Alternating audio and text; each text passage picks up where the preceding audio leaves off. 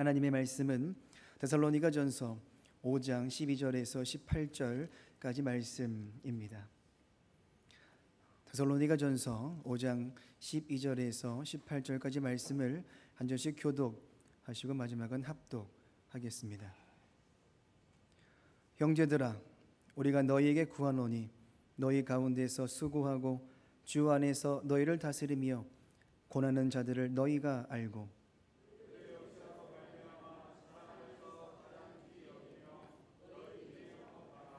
또 형제들아, 너희를 권면하노니 게으른 자들을 권계하며 마음이 약한 자들을 격려하고 힘이 없는 자들을 붙들어주며 모든 사람에게 오래 참으라.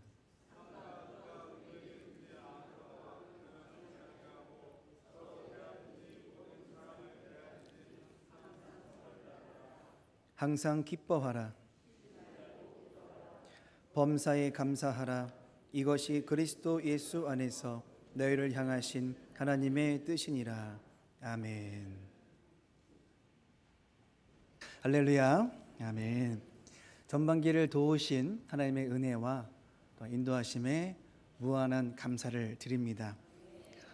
오늘부터 시작되는 하반기의 일정에 대해서 뒤에 보시면 범사에 감사하라는 주제를 가지고 우리가 전반기도 그랬고 하반기에도 주의 은혜와 사랑에 늘 감사한 마음으로 살아가고자 정했고요.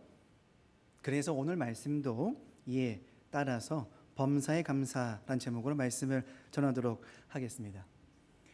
오늘 5장 말씀은 다시 오실 주님을 기다리는 성도들이 두 가지의 믿음의 삶을 지향하는 모습이 무엇인가에 대한 이해를 우리에게 알려주고 있다는 것이죠.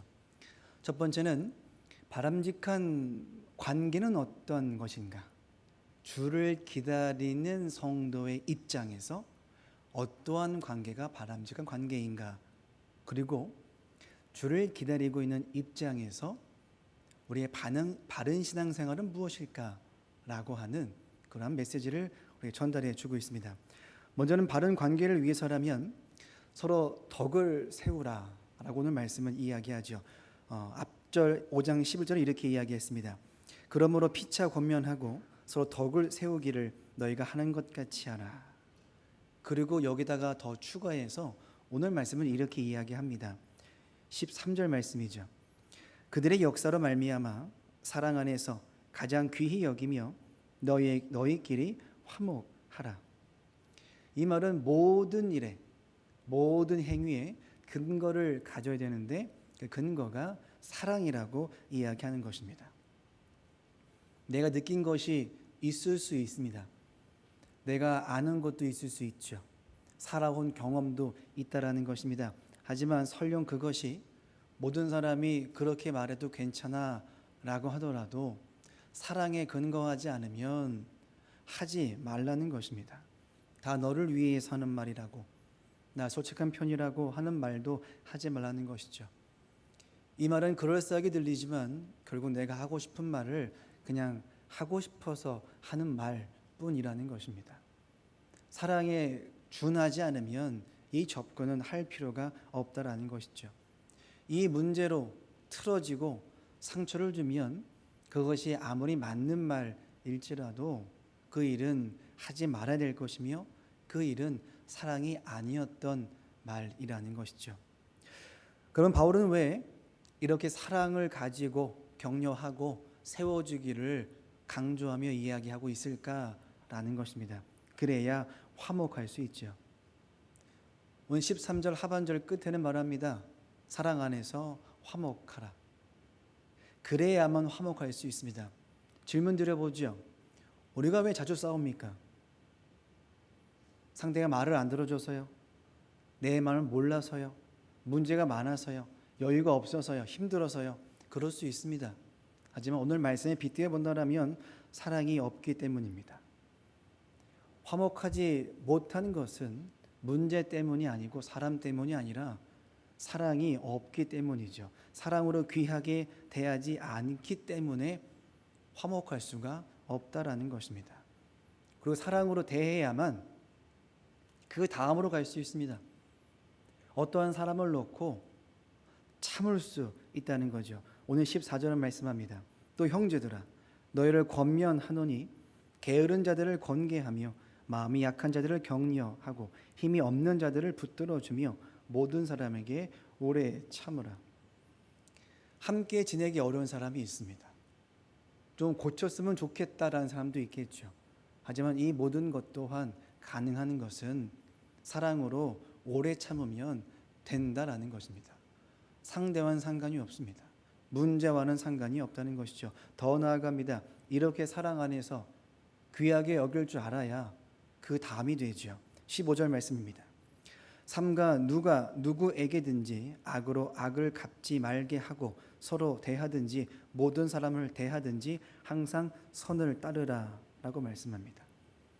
이 안에 있어야만 악을 악으로 갚지 않고 선하게 대할 수 있고 화목할 수 있고 오래 참을 수 있다라는 것입니다. 누가 높은지 낮은지 시시비비를 가릴 문제가 아니라 우리가 사랑 안에서 이 모든 일을 하면 이 문제는 자연스럽게 그냥 흘러가서 열매가 맺어지는 아름다운 사건으로 변신할 수 있다라는 것이죠. 그리고 이야기는 넘어갑니다. 바른 관계가 무엇일까라고 하는 이해 속에서 추가적으로 언급하는 것은 다시 오실 주님을 기다리는 입장에서 바른 신앙이 무엇일까? 그 시작은 오늘 말씀은 이야기합니다.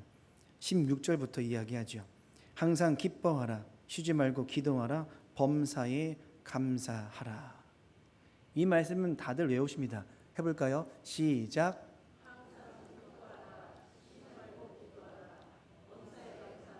이게 우리 수준이죠. 성경은 거의 달달달 외웁니다. 근데 이 성경에 대해서 우리가 말씀으로 알고 진리라고 알고 있습니다. 들어서도 알고 외워서도 알고 다 안다는 거죠. 근데 이 진리 앞에서 우리가 어떠한 입장인가를 좀 봤으면 좋겠다는 것입니다.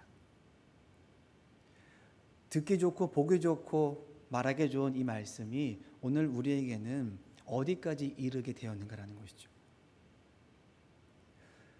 너무 좋은데 나의 것으로 삼기까지, 내가 행하는 것까지는 좀 다른 문제였지 않았을까라는 것입니다. 그래서 너무 좋아서 너무 괜찮아서 하고 싶은데 잘 안 되니까 또 믿음은 있고 또 들은 건 있으니까 우리가 숙제가 계속 미루다가 전날에 밤새서 하듯 이 일을 그렇게 어찌할 수 없어서 할 수밖에 없는 그냥 해치우는 것으로 지나가고 있지 않을까라는 것입니다.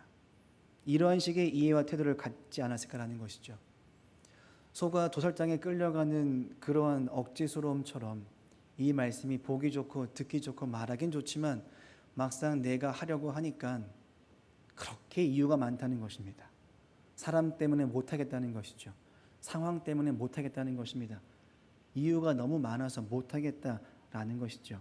그렇게 어쩔 수 없이 그렇게 미루다가 어쩔 수 없이 한 번씩 생각날 때마다 우리가 하고 있지 않을까라는 것입니다.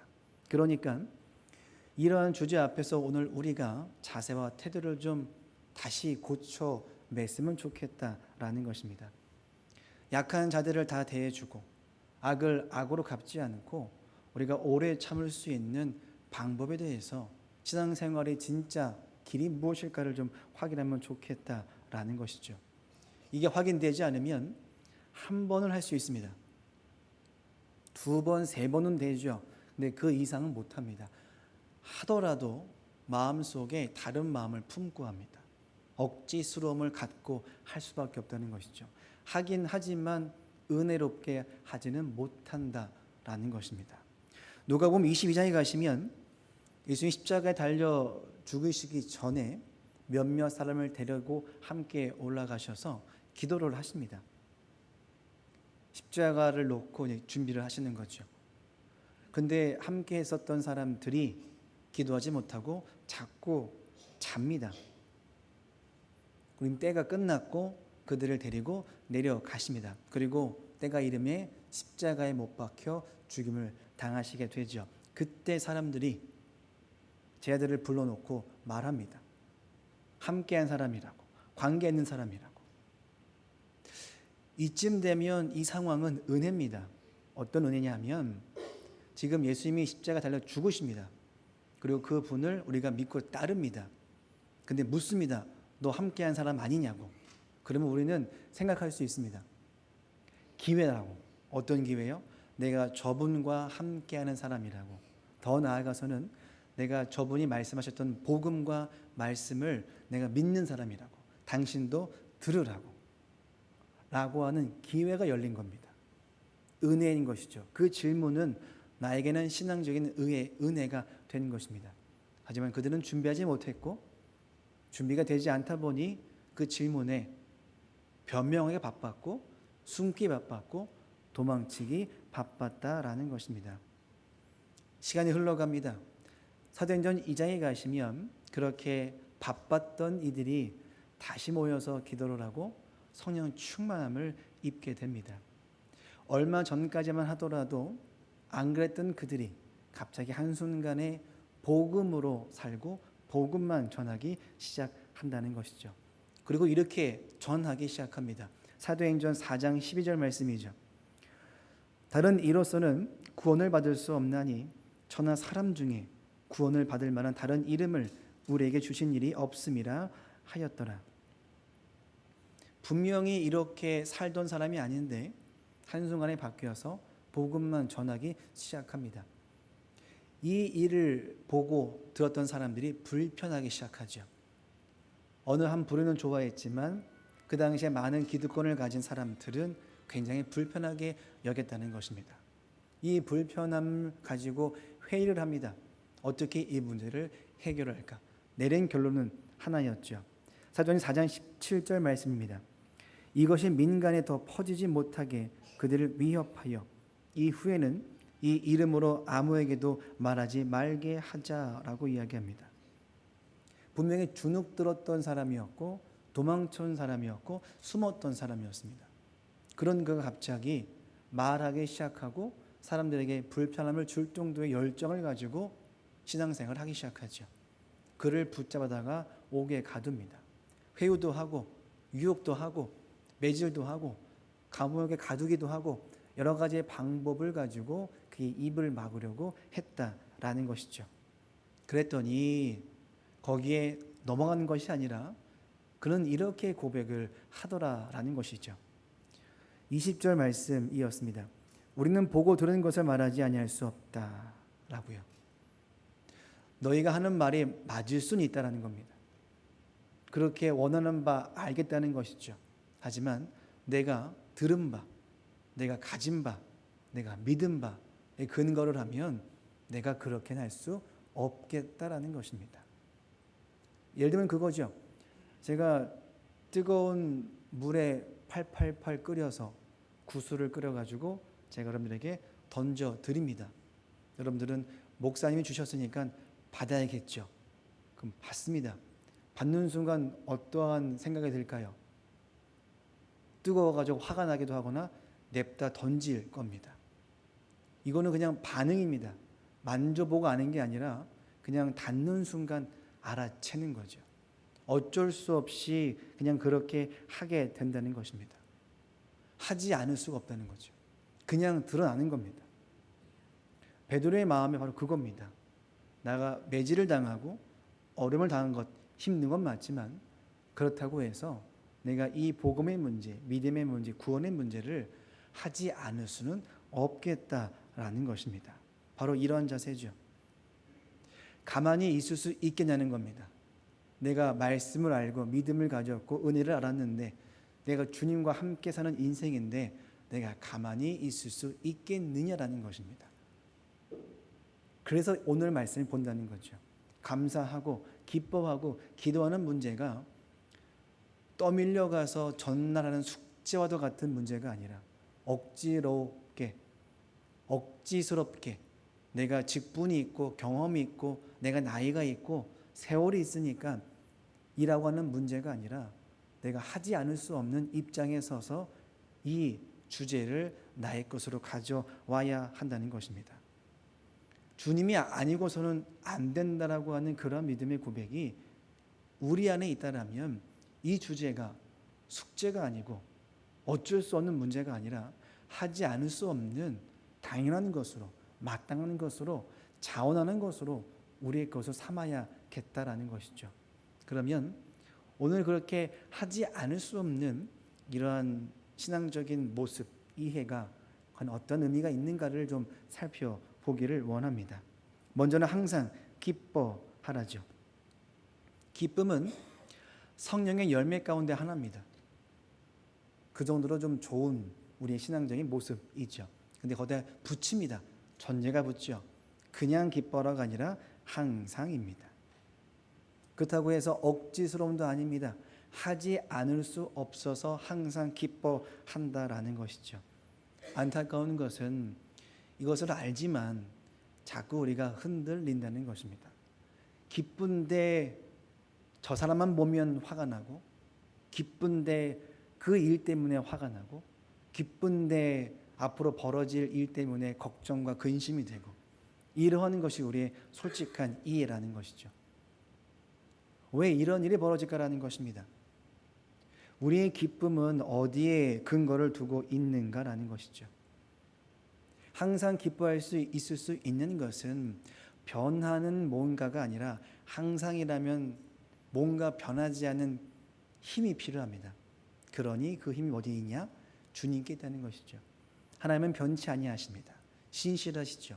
그렇기 때문에 기뻐하는데 항상 기뻐할 수 있습니다. 그러니까 이 기쁨의 문제는 나에게 어떤 문제가 있거나 사라지거나 새로운 뭔가 얻어지거나 사라지거나 이런 문제가 아니라 하나님께 근거를 둬서 기뻐하는 것이고, 하나님께 근거를 뒀기 때문에 항상이라는 전제를 붙일 수 있겠다라는 것입니다. 그럼 우리가 시선을 잡고 다른 곳에 두니 기쁨이 잠깐 기쁨이 되고, 순간의 기쁨이 되고, 아침만 기쁨이 되고 저녁만 기쁨이 되더라라는 것입니다. 그냥 항상 기뻐하려면 어떻게 되느냐? 주님만 볼 수밖에 없다는 것이죠. 복음만 보고, 말씀만 보고, 주님만 보고, 이렇지 않으면 우리는 기쁨을 놓칩니다. 기쁨은 주님이 주시는 기쁨이지 세상이 주는 기쁨은 아니기 때문에 그렇죠. 세상의 기쁨은 잠깐입니다. 주님 주시는 기쁨은 영원하죠. 이러한 비교군을 가지고 있었을 때 우리가 항상 기뻐하려면 어디에 시선을 둬야 하며 어디에 관심을 둬야 하는 것인가는 분명하게 확인할 수 있다는 것입니다. 이어져 갑니다. 하지 않을 수 없는 신앙생활, 내가 할 수밖에 없는 그 신앙생활, 두 번째는 쉬지 말고 기도하는 것입니다. 갑자기 부담스러워지죠. 기도를 하라고 하는데 또 붙이는 전제가 있습니다. 쉬지 말고 기도하라. 이게 가능한 문제라고 하는 질문이 생깁니다. 도무지 생각해도 쉬지 말고 기도하는 것은 이게 어렵다는 것입니다. 어떻게 가능한 것인가? 오늘 말씀 5장에 앞선 3장에 가시면 우리가 확인할 수 있는 내용이 있습니다. 사도 바울이 데살로니가 교회에 가고 싶었습니다. 재방문을 하고 싶었어요. 근데 못 가는 상황이었습니다. 그래서 차선책으로 디모데를 보냅니다. 그래서 보냈다가 돌아오지요. 선교 보고처럼 교회를 돌아보고 성도를 돌아보고 와서 보고를 해줍니다. 근데 들어보니까 너무 은혜롭게 들린다는 거죠. 사랑의 수고가 있었고 믿음의 본이 있다는 것입니다. 그것 때문에 은혜가 되고 기쁨이 됐는데 바울은 고백하기를 위로가 되었다라고 이야기합니다. 다른 교회, 다른 성도가 믿음의 본을 보이고 사랑의 수고를 했는데 내가 막 위로가 돼요. 되시는 거잖아요. 그런 거잖아요. 지금 4층에서 우리 여성교회에서 더운 날 그 뜨거운 열기 앞에서 수고해 주시면 우리가 기쁜 거잖아요. 그런 기쁨이 위로가 되는 것처럼 사도 바울은 그런 믿음의 고백을 하는 겁니다. 다른 교회, 다른 성도들이 사랑의 수고, 믿음의 본을 보였더니 나도 기쁘고 나도 감사하고 심지어 내가 위로가 되었다라고 이야기합니다. 이때 성경은 이렇게 말하죠. 데살로니가전서 3장 9절은 말씀합니다. 우리가 우리 하나님 앞에서 너로 말미암아 모든 기쁨으로 기뻐하니 너희를 위하여 능히 어떤 감사로 하나님께 보답할까? 믿음의 본은 그 성도가 보인 겁니다. 사랑의 수호는 그 성도가 보인 거죠. 그런데 그들에게 고맙고 감사하다가 아니라 말하기는 능히 어떠한 감사로 하나님께 보답할까? 수고는 내가 했습니다. 본은 내가 보였죠. 그런데 바울은 이 감사를 하나님께 어떻게 보답할까를 고민합니다. 나한테 와서 고백해야 되는데 수고했다, 감사했다, 고생했다 이렇게 맞는데 바울은 하나님께 어떻게 찬송할까, 어떻게 올려드릴까, 어떻게 내가 감사의 내용을 말할 수 있을까를 고민하는 것입니다. 이 말은 바울의 이해 속에 그들이 보여준 믿음의 본, 사랑의 수고는 하나님이 허락하셨기에 가능했던 일임을 믿었기 때문에 그렇습니다. 이 일은 하나님이 하셨다라는 거죠. 내가 하는 게 아니라, 그들이 하는 게 아니라, 우리가 하는 게 아니라 하나님이 그렇게 허락하신 겁니다. 그래서 이어진 3장 10절은 말씀하죠. 주야로 심히 간구함은 너희 얼굴을 보고 너희 믿음이 부족한 것을 보충하게 하려 함이라. 그냥 기도가 아닙니다. 주야로 기도했다고 이야기하죠. 밤낮 가리지 않고 기도했다는 것입니다. 아, 가능한 것이구나.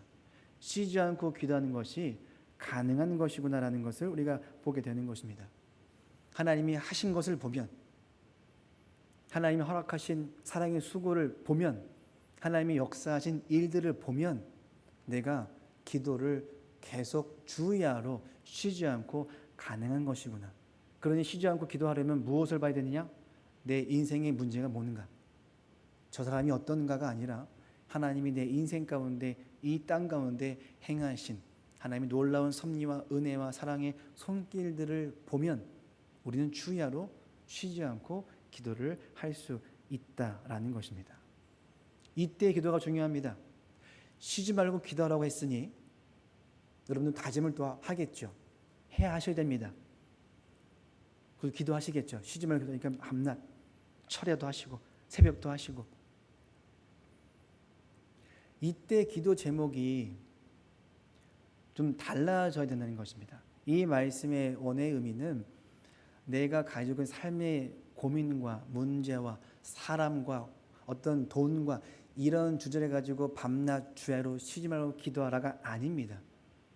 기도의 제목이 이 땅의 것이 아니라 예배자의 마음으로, 하나님께 경배하는 마음으로, 주를 믿는 마음으로 주의 말씀이 성취되기를 바라는 심정으로 밤낮 주야로 쉬지 않고 기도하는 주제라는 것이죠. 내 문제 가지고 밤낮 기도하는 건 다른 문제라는 겁니다. 근데 우리는 밤낮 쉬지 말고 기도하라고 했으니 내 문제 가지고 찾아와서 밤새 기도하면 말씀에 순종했다라고 생각할 수 있는데 그것도 필요하겠지만 오늘 말씀에 빗대어 본다면 다른 주제를 가지고 오늘 말씀을 접근을 해야 한다라는 것입니다.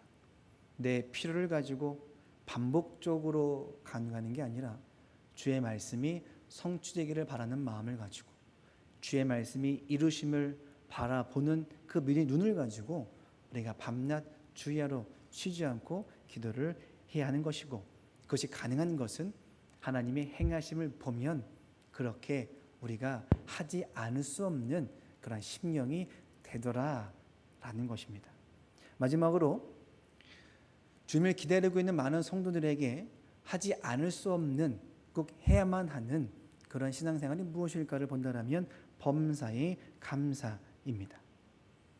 주님께 기도할 때도 뜻을 간구할 때도 감사 또한 남들과 주고받음, 뭔가 일이 잘 되고 일이 풀리고 길이 생기고 해결되는 그런 쪽에서의 감사의 이야기가 아니라 하나님께 감사합니다. 일이 잘 해결돼서 주님 감사합니다 필요하지만 오늘 말씀은 내 문제가 해결돼서가 아닙니다. 하나님이 행하셨기 때문에 거기에 감사가 붙죠. 거기에 전제가 뭐냐? 범사에 감사합니다. 하나님이 행하셨기에, 이루셨기에, 말씀하시기에, 계시기에 그다는 범사의 감사. 주님을 보니까, 믿으니까 고백이 터져 나오더라는 것입니다. 어떻게 이 문제가 가능한 것인가? 창세기 50장에 가시면 이러한 이해를 조금 우리가 좀 볼 수 있겠다는 것이죠. 요셉이 부모로부터 많은 사랑을 받았습니다. 하지만 이 사랑의 문제로 형들과의 갈등이 생기죠. 시기를 받고 마지막에는 죽임을 당하는 상황까지 놓이게 됩니다. 결국 팔리게 되죠. 하루아침에 가족들과 생이별을 하게 됩니다. 그렇게 끝나지 않죠. 오랜 시간 고생을 합니다.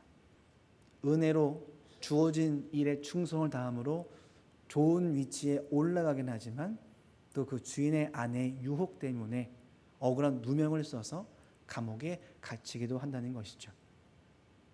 생이별도 아픔이 있는데 열심히 최선을 다해 살았는데 그 이후의 결론이 또 누명을 써서 감옥에 갇힙니다. 인생이 열심히 살려고 했음에도 나아지는 것이 없고 망가져만 간다는 것이죠. 이러한 요셉의 일생을 보면서 우리가 요셉이 감사하더라 라고 하는 이해는 만날 수가 없다는 것입니다. 그러한 모습을 보면서 무슨 감사의 고백을 할 수 있으며 또한 요셉은 그런 고백을 하지 않았으니 우리가 무슨 신앙적인 도전과 본을 만날 수 있을까라는 것이죠. 그런 게 하나도 보이지 않고 있다라는 것입니다. 하지만 성경은 그가 마지막에 행했던 고백과 모습을 보면서 그 기저에 깔린 마음이 무엇인가를 우리가 발견할 수는 있다라는 것입니다. 창세기 50장 19절은 말씀하죠. 요셉이 형들과의 만남 속에 고백한 장면입니다. 요셉이 그들에게 이르되 두려워하지 마소서 내가 하나님을 대신하리이까 당신들은 나를 해하려 하였으나 하나님은 그것을 선으로 바꾸사 오늘과 같이 많은 백성의 생명을 구원하게 하시려 자신을 보냈다라고 이야기합니다. 감사의 고백은 보이지 않습니다. 하지만 이 말 속에 얼마나 큰 믿음의 고백이, 감사의 고백이 담겨져 있는가를 우리가 볼 수 있다라는 것이죠. 오랜 시간 방황했습니다.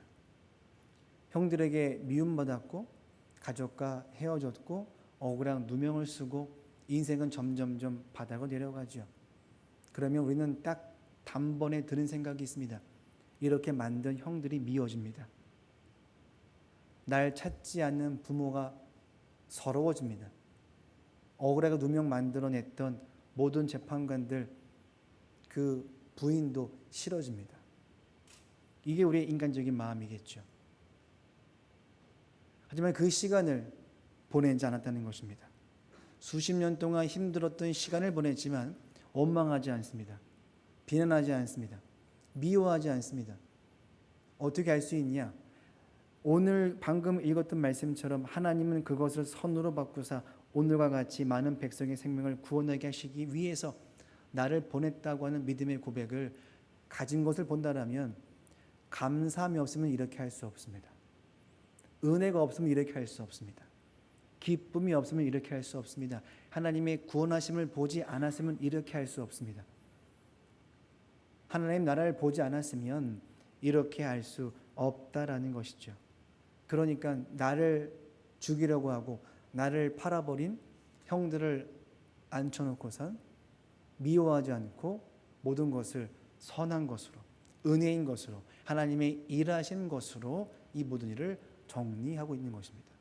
내가 팔려간 문제가 억울한 누명 쓴 문제가 미움받은 문제가 어떻게 정리되느냐 하면 하나님이 우리를 구원하시기 위해서 선하게 인도하셨다. 이 끝나죠. 거기는 다른 거 담지 않습니다. 내가 억울했던 것, 감정들, 사건들, 지난 수십 년의 세월들을 담고 있지 않다라는 것이죠. 바로 이런 믿음이 있어야 인생의 평안이 있든 없든 문제가 해결함이 있든 없든 그 사람이 있든 없든 회복이 있든 없든 우리는 범사에 감사할 수 있다는 것입니다. 이 믿음의 고백이 있어야 이 믿음의 신앙의 이해가 있어야 우리는 감사하는데 굴하지 않고 반복적으로 범사에 감사를 붙여서 오늘 우리의 신앙생활 속에 주를 기다리고 있는 성도들 안에 새겨서 간직해서 살 수 있다라는 것이죠. 여기서 끝나지 않습니다. 성경은 아주 중요한 바람직한 관계, 바람직한 신앙생활을 말하면서도 마지막에는 이렇게 해야 하는 우리의 중요한 기준을 제시를 하고 있다는 것이죠. 어떤 것인가 하면 항상 기뻐해야 하는 것, 쉬지 않고 기도해야 하는 것, 범사에 감사해야 하는 것, 사랑 안에서 오래 참고 견뎌야 하는 것, 세워줘야 하는 것, 이 모든 것들은 오늘 말씀 마지막 절에 가시면 예수님 안에서 하나님이 원하시는 뜻이라는 것입니다. 범사에 감사해야지, 기도해야지, 기뻐해야지, 사랑해야지, 이런 숙제와도 같은 문제가 아니라 이 모든 것이 하나님의 뜻이라는 겁니다. 내가 기뻐하지 않으면 내가 기뻐하지 않은 것을 끝내는 게 아니라 하나님의 뜻을 순종하지 않은 것으로 끝난다는 것입니다. 우리의 이해를 달리 얘기했죠. 감사하지 않으면 감사하지 않을 수 있다라고 끝나는 게 아니라 내가 주의 말씀에 불순종하지 않은 것입니다. 주의 뜻을 가린 겁니다. 주의 말씀을 능력이 없는 것처럼 내가 만들어 버렸다라는 것입니다. 우리의 이해가 거기까지 가야 하는 것이죠. 단순하게 행하지 않은 것으로 끝나지 않는다는 것입니다. 이게 중요한 우리의 이해라는 것입니다.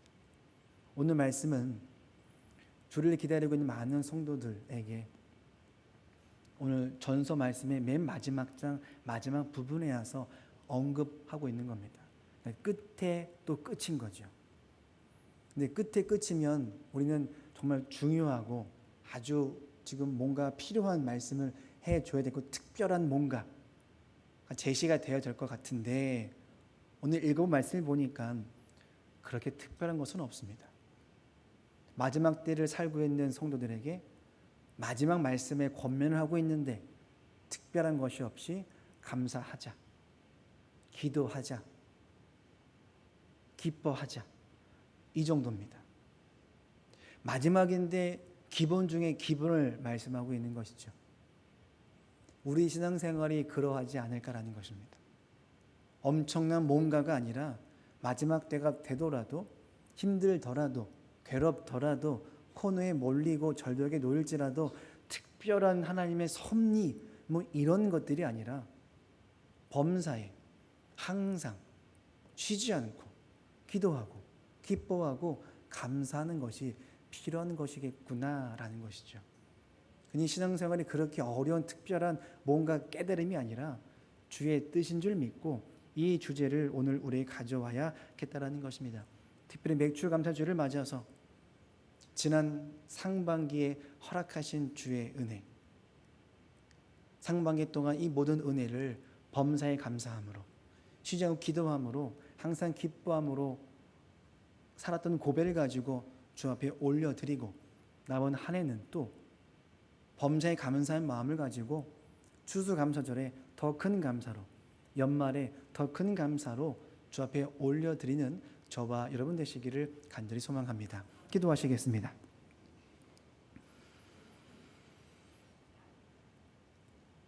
하나님 은혜 감사함을 드립니다. 감사해야 하는데 감사할 거리를 찾았습니다.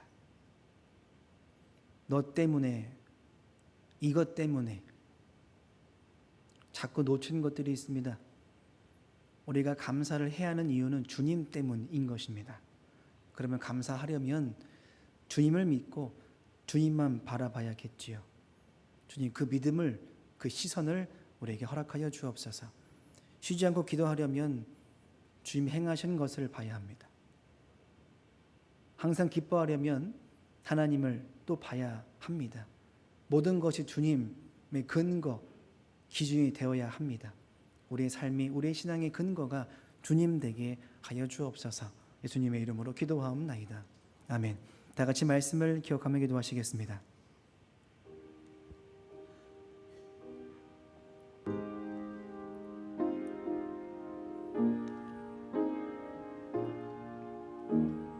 다시 오실 주님을 믿고 기다립니다.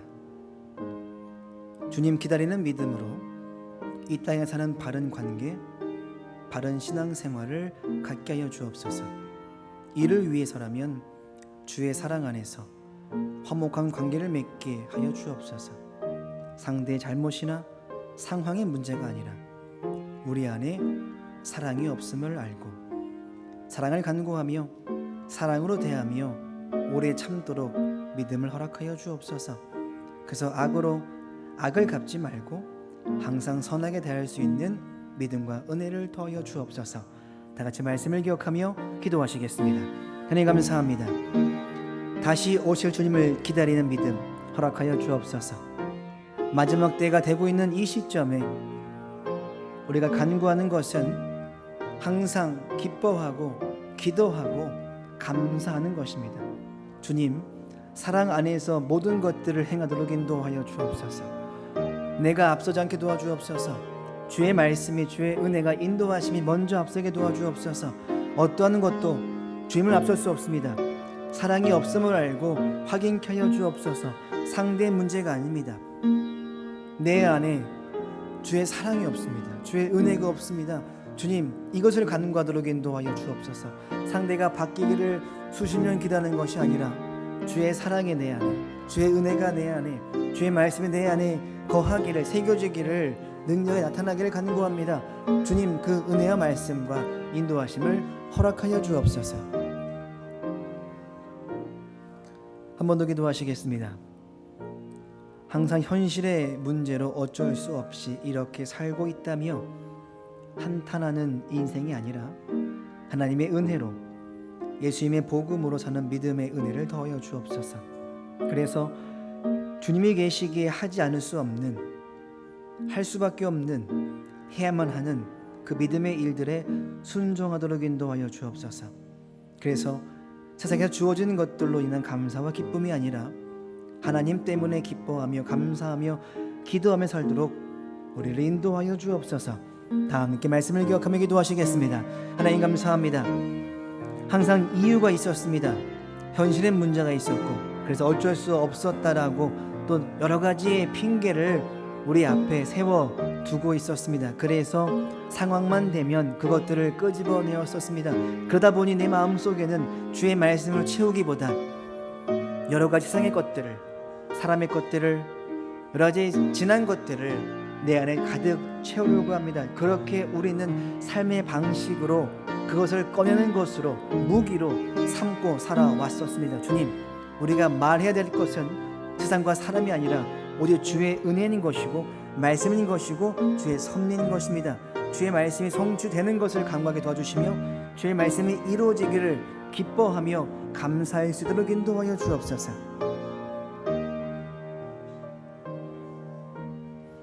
한 번 더 기도하시겠습니다. 항상 기뻐하는 믿음, 쉬지 않고 기도하는 믿음, 범사에 감사하는 믿음 허락하여 주옵소서. 현실의 문제에 멈추는 인생이 아니라 주의 말씀의 은혜에 멈추게 도와주옵소서.